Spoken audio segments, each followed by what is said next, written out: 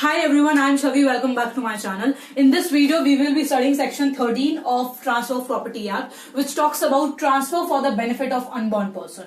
So इस video में हम जानेंगे कि अनबॉर्न पर्सन के फेवर में क्या ट्रांसफर किया जा सकता है, yes और no. इस क्वेश्चन का आंसर जो है हम इस वीडियो में समझेंगे, जानेंगे. Thank you so much. Let's begin. Section 13 जो है वो हमारा ये कहता है, ये पूरा जो है बेरेक्ट में जैसा सेक्शन लिखा हुआ है मैंने वैसा यहाँ पर जो है लिखा हुआ है. सो सेक्शन 13 ये कहता है कि where on transfer of property and interest therein is created for the benefit of a person not in existence at the date of transfer. यहां तक आपने देखा कि where on transfer of property and interest therein is created for the benefit of a person not in existence. देखो section 13 में हमने पढ़ा था transfer for the benefit of unborn person. किसके बारे में बात कर रहे हैं हम? अनबॉर्न पर्सन के बारे में बात कर रहे हैं. तो यहां तक जब हमने पढ़ा, यहां तक एक चीज तो क्लियर हो गई कि अनबॉर्न पर्सन कौन कौन है. अनबॉर्न पर्सन कौन है कौन नहीं है वो यहीं पे लिखा हुआ है. अनबॉर्न पर्सन कौन है? A person who is not in existence. So unborn person कौन है? Unborn person is a person who is not in existence. ठीक है. अब नेक्स्ट बात आती है subject to prior interest created by the same transfer the interest created for the benefit of such person. Which person? Here unborn person shall not take effect unless it extends to the whole of the remaining interest of the transferor in the property. So basically ये section 13 क्या कहता है? Section 13 ये कहता है कि जी हाँ, आप अनबॉर्न पर्सन के फेवर में. कौन है अनबॉर्न पर्सन? अनबॉर्न पर्सन वो है जो कि अभी एग्जिस्टेंस में नहीं आया, इस दुनिया में, इस ब्यूटीफुल वर्ल्ड में जो है अभी तक नहीं आया है, उसको हम कहेंगे अनबॉर्न पर्सन. तो सेक्शन 13 ये कहता है कि हाँ, आप ट्रांसफर कर सकते हो अनबॉर्न पर्सन के फेवर में जो है प्रॉपर्टी, लेकिन क्या होगा वहां पर आप प्रॉपर्टी, सबसे पहले एक बात है कि आपको जो है एक प्रायर इंटरेस्ट क्रिएट करना पड़ेगा. प्रायर इंटरेस्ट मतलब कि जो इंसान अभी लिविंग है, जो अभी जिंदा है, उसके फेवर में जो है आपको प्रायर इंटरेस्ट क्रिएट करना पड़ेगा. प्लस अनबॉर्न पर्सन के फेवर में जो है प्रॉपर्टी तभी जाएगी जब आप उसको जो है प्रॉपर्टी कैसे ट्रांसफर करोगे? एब्सोल्यूट ट्रांसफर करोगे. जो लास्ट में लिखा होगा ना, shall not take effect unless it extends to whole of the remaining interest of the transfer in the property. मतलब कि अनबॉर्न पर्सन के फेवर में प्रॉपर्टी तब तक ट्रांसफर नहीं होगी जब तक आप जो है उसके फेवर में जो है एब्सोल्यूट इंटरेस्ट जो है क्रिएट नहीं कर देते. सो सीधी सी बात यह है कि अगर मान लो कि A is a transferor, suppose I am the transfer, I want to transfer property to unborn person. तो अगर मैं प्रॉपर्टी ट्रांसफर कर रही हूं अनबॉर्न पर्सन के फेवर में, तो सबसे पहली बात यह है कि मेरे को जो है एक प्रायर इंटरेस्ट क्रिएट करना पड़ेगा. ठीक है, प्रायर लाइफ इंटरेस्ट क्रिएट करना पड़ेगा. किसके फेवर में?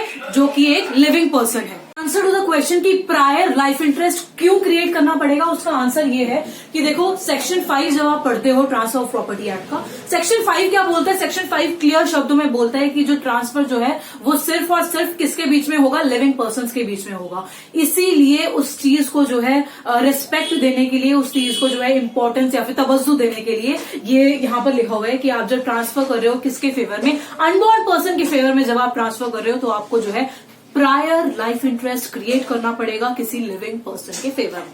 ठीक है, आप लिविंग पर्सन के फेवर में प्रायर लाइफ इंटरेस्ट क्रिएट कर रहे हो. ठीक है, लेकिन आप जब अनबॉर्न पर्सन के फेवर में जो प्रॉपर्टी जाएगी वो जाएगी, एब्सोल्युटली जाएगी. अब बात आती है कि ठीक है, प्रायर आपने लाइफ इंटरेस्ट क्रिएट कर दिया, वो जो जिसके फेवर में आपने जो है प्रायर इंटरेस्ट क्रिएट करा है वो उस प्रॉपर्टी को जो है अपनी पूरी लाइफ टाइम के लिए जो है उसको एंजॉय करेगा और उसके पास जो है पोजेशन रहेगी प्रॉपर्टी की, और जो भी उसमें से बेनिफिट आएगा प्रॉपर्टी का वो जो है वो पर्सन जिसके फेवर में आपने प्रायर लाइफ इंटरेस्ट क्रिएट करा है वो उसको जो है यूज करेगा. लेकिन अनबॉर्न पर्सन ओनर कब बनेगा उस प्रॉपर्टी का? सबसे पहला क्वेश्चन ये आता है. So unborn person would become the owner of that property the moment he is born. Suppose मान लो कि आपने जो प्रॉपर्टी जो है वो ट्रांसफर करी है, सपोज अभी रिसेंट केस ले लेते हैं कि सपोज आपने प्रॉपर्टी जो है ट्रांसफर करी है, कब करी है? 2016 में. You have transfer the property in 2016. आपने एक प्रायर इंटरेस्ट भी क्रिएट कर दिया है किसी लिविंग पर्सन के फेवर में, आपने प्रायर इंटरेस्ट जो है क्रिएट कर दिया है. और वो जो अनबॉर्न पर्सन जो है, अनबॉर्न पर्सन वो आता है एग्जिस्टेंस में 2017 में. सपोज मान लो कि वो जो अनबॉर्न पर्सन है वो 2017 में पैदा हो गया. तो the moment he is born in 2017 he would become the owner of that property. He would acquire the vested interest in that property. अब वेस्टेड इंटरेस्ट क्या होता है क्या नहीं होता, अभी मान लो कि वो ओनर बन जाता है। वेस्टेड इंटरेस्ट जब हम आगे पढ़ेंगे, वेस्टेड कंटेंजेंट इंटरेस्ट, तब मैं आपको बताऊंगी कि क्या वेस्टेड इंटरेस्ट होता है और क्या कंटेंजेंट इंटरेस्ट होता है।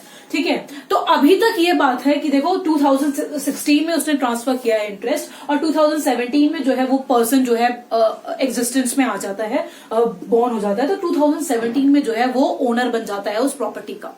ठीक है, सपोज मान लो कि 2017 में वो जो है पैदा हुआ है, सपोज मान लो कि वो जो है हेल्दी बेबी नहीं बॉर्न हुआ था और वो किसी मिसहैप हो गई और वो जो है उसकी डेथ हो जाती है 2018 में।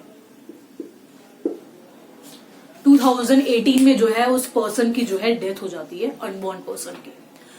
तो अब इस केस में वो जो प्रॉपर्टी जो है वो किसके पास जाएगी? जिसके फेवर में आपने प्रायर इंटरेस्ट क्रिएट करा था उसके फेवर में उसके पास जाएगी, या फिर जो अनबॉर्न पर्सन है उसके एयर्स के पास जाएगी बिकॉज वो ओनर बन गया था, या फिर वो प्रॉपर्टी जो है रिवर्ट बैक होगी। What's the answer to this question? So the answer is कि देखो 2017 में तो वो ओनर बन चुका है ना, एब्सोल्यूट इंटरेस्ट ट्रांसफर किया था, वो ओनर बन गया, तो ओनर बनने के बाद वो उसकी डेथ हुई है। सो यहां पर इस केस में वो जो प्रॉपर्टी जो है वो और जो अनबॉर्न पर्सन है उसके एयर्स के पास जाएगी। वो प्रॉपर्टी जो है वापस से ट्रांसफरर को रिवर्ट बैक नहीं होगी। ठीक है, I am repeating it once again कि 2016 में ट्रांसफर हुआ और 2017 में जो है वो अनबॉर्न पर्सन जो है एग्जिस्टेंस में आया है, 2018 में जो है उसकी डेथ हो जाती है। तो जो प्रॉपर्टी जो है वो प्रॉपर्टी कहां जाएगी? प्रॉपर्टी जाएगी अनबॉर्न पर्सन के एयर्स के पास। सपोज मान लो, टेक अनदर केस कि भाई unborn person is never born.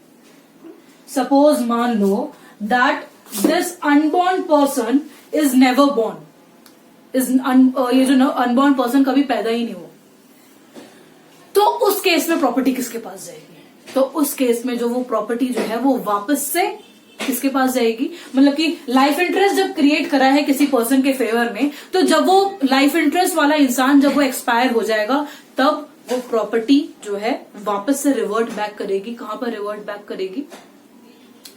Transferor के पास। So that's the case.